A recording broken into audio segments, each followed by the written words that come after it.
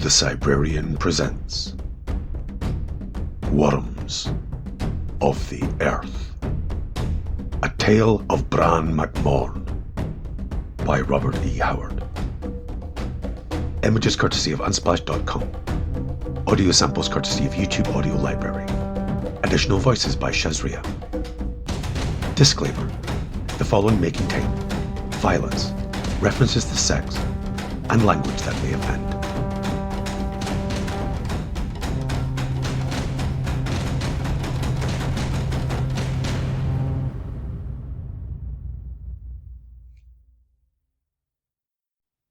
Chapter 1.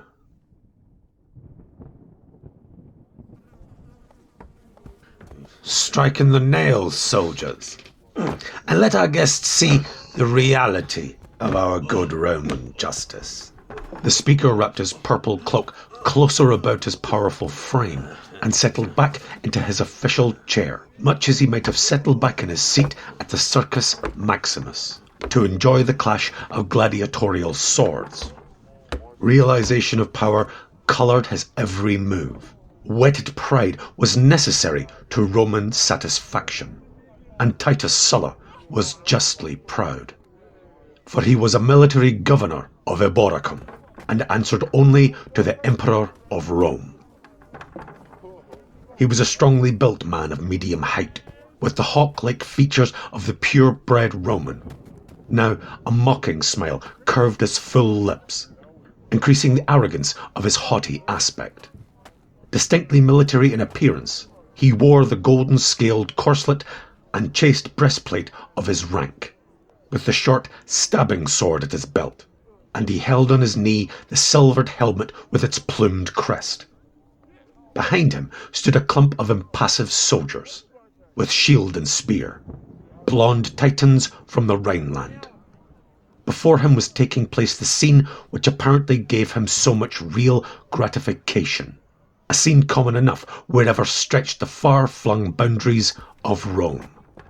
A red cross lay flat upon the barren earth, and on it was bound a man, half-naked, wild of aspect with his corded limbs, glaring eyes and shock of tangled hair.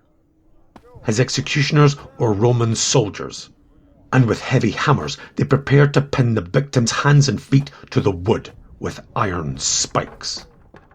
Only a small group of men watched this ghastly scene, in the dread place of execution beyond the city walls. The governor and his watchful guards, a few young Roman officers, the man whom Sulla had referred as guest, and who stood like a bronze image, unspeaking. Beside the gleaming splendour of the Roman, the quiet garb of this man seemed drab, almost sombre. He was dark, but did not resemble the Latins around him. There was about him none of the warm, almost oriental sensuality of the Mediterranean, which coloured their features. The blonde barbarians behind Sulla's chair were less unlike the man in facial outline than were the Romans. Not his were the full, curving red lips, nor the rich, waving locks suggestive of the Greek. Nor was his dark complexion the rich olive of the south. Rather, it was the bleak darkness of the north. The whole aspect of the man vaguely suggested the shadowed mists, the gloom, the cold, and the icy winds of the naked northern lands. Even his black eyes were savagely cold, like black fires burning through fathoms of ice. His height was only medium, but there was something about him which transcended mere physical bulk, a certain fierce, innate vitality, comparable only to that of a wolf or a panther. In every line of his supple, compact body, as well as in his coarse, straight hair and thin lips, this was evident. In the hawk-like set of his head on the corded neck, in the broad, square shoulders, in the deep chest, the lean loins, the narrow feet. Built with the savage economy of a panther, he was an image of dynamic potentialities, pent in with iron self-control. At his feet crouched one like him, in complexion, but there the resemblance ended. This other was a stunted giant with gnarly limbs, thick body, a low-sloping brow, and an expression of dull ferocity, now clearly mixed with fear. If the man on the cross resembled, in a tribal way, the man Titus Sulla called Guest, he far more resembled the stunted, crouching giant. "Well, Partha Makothna," said the governor with studied effrontery, "when you return to your tribe, you will have a tale to tell of the justice of Rome, who rules the south." "I will have a tale," answered the other man, in a voice which betrayed no emotion, just as his dark face, schooled to immobility, showed no evidence of the maelstrom in his soul. "Justice to all, under the rule of Rome," said Sulla. "Pax Romana, reward for virtue, punishment for wrong." He laughed inwardly at his own black hypocrisy, then continued, "You see, emissary of Pictland, how swiftly Rome punishes the transgressor."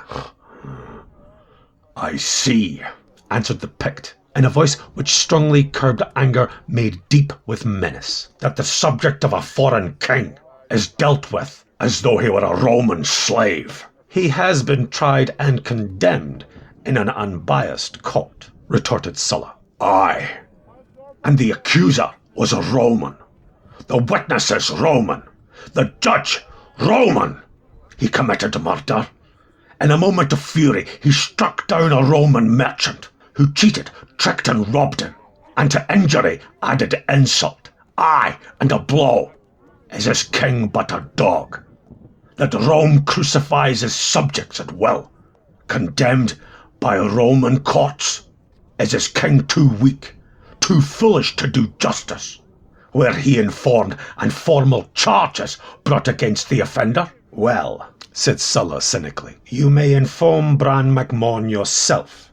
Rome, my friend, makes no account of her actions to barbarian kings.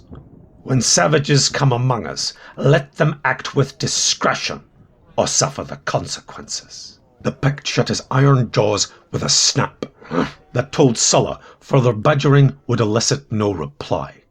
The Roman made a gesture to the executioners. One of them seized a spike and, placing it against the thick wrist of the victim, smote heavily. The iron point sank deep through the flesh, crunching against the bones. The lips of the man on the cross writhed, though no moan escaped him. As a trapped wolf fights against his cage, the bound victim instinctively wrenched and struggled. The veins swelled in his temples.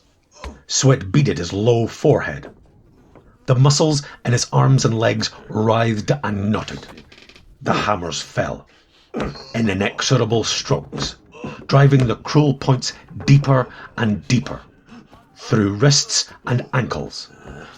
Blood flowed in a black river over the hands that held the spikes, staining the wood of the cross, and the splintering of bones was distinctly heard. Yet the sufferer made no outcry, though his blackened lips writhed back until the gums were visible, and his shaggy head jerked involuntarily from side to side.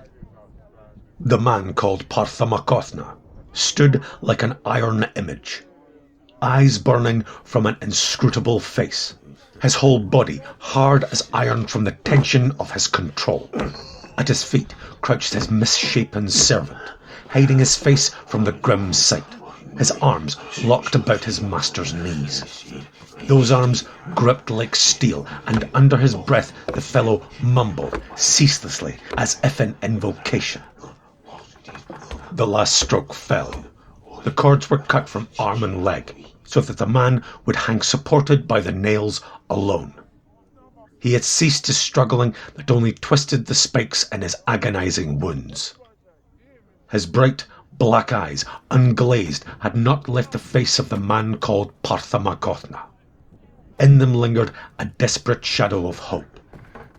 Now the soldiers lifted the cross and set the end of it, and the hole prepared, stamped the dirt about it to hold it erect. The Pict hung in midair, suspended by the nails in his flesh, but still no sound escaped his lips. His eyes still hung on the sombre face of the emissary, but the shadow of hope was fading. "He'll live for days," said Sulla cheerfully. "These picks are harder than cats to kill. I'll keep a guard of 10 soldiers watching, night and day, to see that no one takes him down before he dies." "Ho there, Valerius! In honor of our esteemed neighbor, King Bran Mak Morn, give him a cup of wine." With a laugh, the young officer came forward, holding a brimming wine cup, and rising on his toes, lifted it to the parched lips of the sufferer. In the black eyes flared a red wave of unquenchable hatred. Writhing his head aside to avoid even touching the cup, he spat full into the young Roman's eyes. With a curse, Valerius dashed the cup upon the ground, and before any could halt him, wrenched out his sword and sheathed it in the man's body. Sulla rose with an imperious exclamation of anger. The man called Partha had started violently, but he bit his lip and said nothing. Valerius seemed somewhat surprised at him as he sullenly cleansed his sword. The act had been instinctive, following the insult to Roman pride, the one thing unbearable.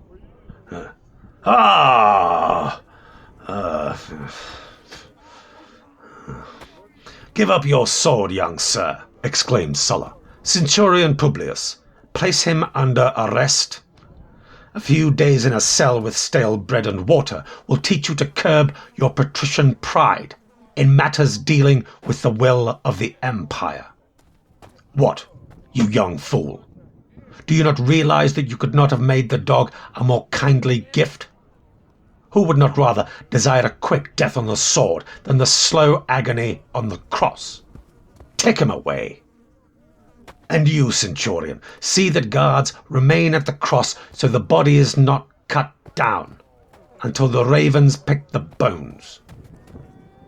Partha, I go to a banquet at the house of Demetrius. Will you not accompany me?" The emissary shook his head, his eyes fixed on the limp form which sagged on the black-stained cross. He made no reply.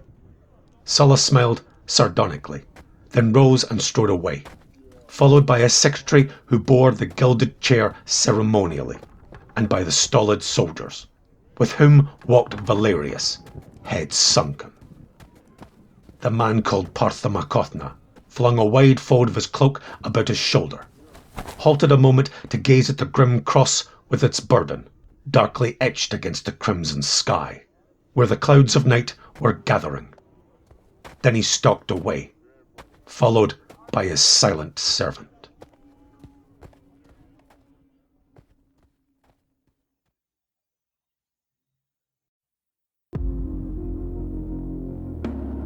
Thank you for listening.